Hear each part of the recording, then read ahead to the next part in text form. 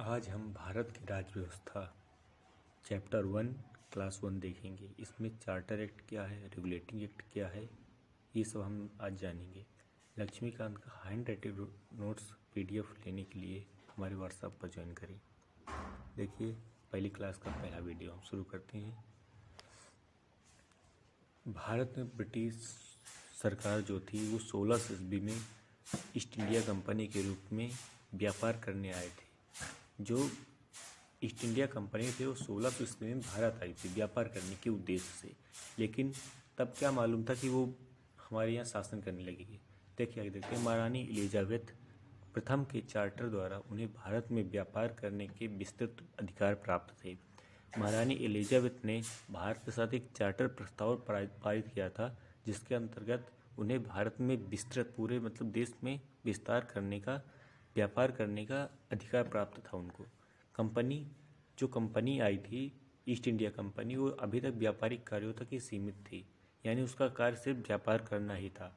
लेकिन उसने 1965 में बंगाल और बिहार की उड़ीसा दीवानी अर्थात राजस्व एवं दीवानी न्याय के अधिकार प्राप्त कर लिए। जो उसके दीवानी न्याय थे, छोटे मोटे न्याय थे, उसके अधिकार उसने प्राप्त कर लिया। इसके तहत भारत में उसके क्षेत्र शक्ति बनाने की प्रक्रिया प्रारंभ हुई। उसने भारत में अपने क्षेत्र विकसित किए और वहाँ पर अपने प्रस्ताव पारित करने लगी। 1858 में सिपाही विद्रोह, जो कि एक बंदूक के लिए हुआ था, कि परिणाम स्वरूप ब्रिटिश ताज, जो क्राउन था, वो ब्रिटिश का शासक था, उसने भारत के शासन का उत्तरदायित्व प्रत्यक्ष रूप से अपने हाथों में ले लिया। मतलब अब वो दिल्ली में राज करने लगा और पूरे देश में अपना शासन कर लिया। यह शासन 15 अगस्त 1947 में भारत की स्वतंत्रता प्राप्ति तक अनुव्रत जारी रहा। मतलब जब भारत की स्वतंत्रता प्राप्ति हुई 15 अगस्त 1947 तक, तब तक यह शासन उसी के हाथ में रहा। स्वतंत्रता मिलने के बाद ही भारत को एक संविधान की आवश्यकता महसूस हुई। इसको अमल में लाने के उद्देश्य से, इसको जारी करने के उद्देश्य से 1946 में एक संविधान सभा का गठन हुआ। संविधान सभा के गठन और 26 जनवरी 1950 को संविधान अस्तित्व में आया। हमारा संविधान बनने में 2 वर्ष 11 माह और 18 दिन का समय लगा था, जो कि एक बहुत विस्तृत समय है। अस्तित्व में आने के बाद संविधान और राज्य व्यवस्था की अनेक विशेषताएं जो थी वो ब्रिटिश से ग्रहण की गई, यानी उसकी कई विशेषताएं ब्रिटिश शासन द्वारा ही ग्रहण की गई थी। तथापि ब्रिटिश शासन में कुछ घटनाएं ऐसी भी थी जिनके कारण शासित सरकार में प्रत्यक्ष सरकार के रूप में प्रशासन की विविध रूपरेखा निर्मित की गई थी। इन घटनाओं ने, जो ये घटनाएं हुई थी, इनके द्वारा हमारे संविधान और राजतंत्र पर गहरा प्रभाव डाला गया। इन घटनाओं ने हमारे संविधान पर और राजतंत्र पर बहुत ज़्यादा प्रभाव डाला। उनके बारे में विस्तृत व्याख्या 2 शीर्षकों के अंतर्गत कालक्रमबद्ध रूप से यहाँ दी गई है, यानी उसका शीर्षक कालक्रमबद्ध रूप से दिया गया है। नंबर 1, कंपनी का शासन 1773 से 1858 तक। जो कंपनी थी वो 1773 में रेगुलेटिंग एक्ट के तहत आई थी। इस अधिनियम का अत्यधिक संवैधानिक महत्व था। भारत में ईस्ट इंडिया कंपनी के कार्यों को नियमित और नियंत्रित करने की दिशा में ब्रिटिश सरकार द्वारा उठाया गया पहला कदम था।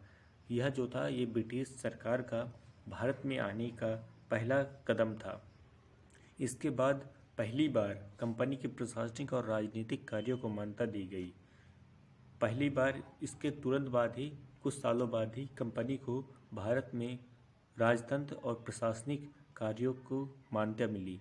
इसके बाद भारत में केंद्रीय प्रशासन की नींव रखी गई। इसके बाद ही भारत में केंद्रीय प्रशासन की नींव रखी गई। जैसे कोई कंपनी भारत में आती है और उसका व्यापार बढ़ता है, साथ ही उसके ऊपर अपने हाथ में वो कानून भी ले लेती है, तो इसी तरह ईस्ट इंडिया कंपनी ने भी किया। इसके बाद इसके द्वारा भारत में केंद्रीय प्रशासन की नींव रखी गई। केंद्रीय प्रशासन जो था उसकी नींव इन्होंने ही रखी। इस अधिनियम की प्रमुख विशेषताएं इस प्रकार हैं। इस अधिनियम द्वारा बंगाल की गवर्नर को बंगाल का गवर्नर जनरल पद नाम दिया गया। जो उस समय गवर्नर पद था बंगाल का, उसको गवर्नर जनरल कर दिया गया।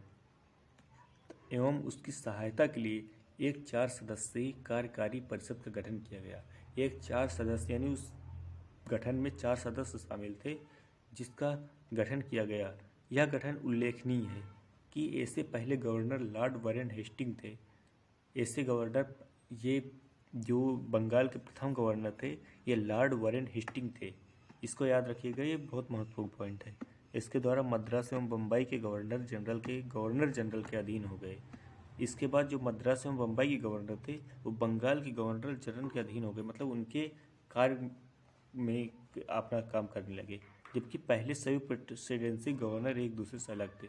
पहले सभी लोग अपना कार्य अलग अलग करते थे, लेकिन अब बंगाल के जनरल गवर्नर के साथ मिलकर कार्य करने लगे। तीसरा पॉइंट है इसका, अधिनियम के अंतर्गत कलकत्ता में 1774 में एक उच्चतम न्यायालय की स्थापना की गई, जिसमें मुख्य न्यायाधीश और 3 अन्य न्यायाधीश थे। इस 1774 में अधिनियम के अंतर्गत ट्रिकलेटिंग एक्ट के अंतर्गत न्यायालय की स्थापना की गई। चौथा पॉइंट है, इसके तहत कंपनी के कर्मचारियों को निजी व्यापार करने की और भारतीय लोगों से उपहार व रिश्वत लेने की प्रतिबंधित कर दिया गया। इस अधिनियम के द्वारा ब्रिटिश सरकार का कोर्ट ऑफ डायरेक्टर्स कंपनी की गवर्निंग बॉडी के माध्यम से कंपनी पर नियंत्रण सशक्त हो गया। इसने भारत में राजस्व, नागरिक और सैन्य मामलों की जानकारी ब्रिटिश सरकार को देना आवश्यक कर दिया। 1773 से 1885 तक, 1773 से 1858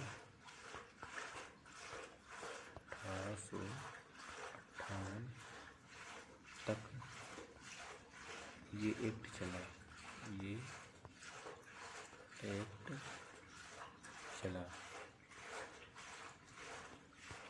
जिसका नाम रेगुलेटिंग एक्ट था।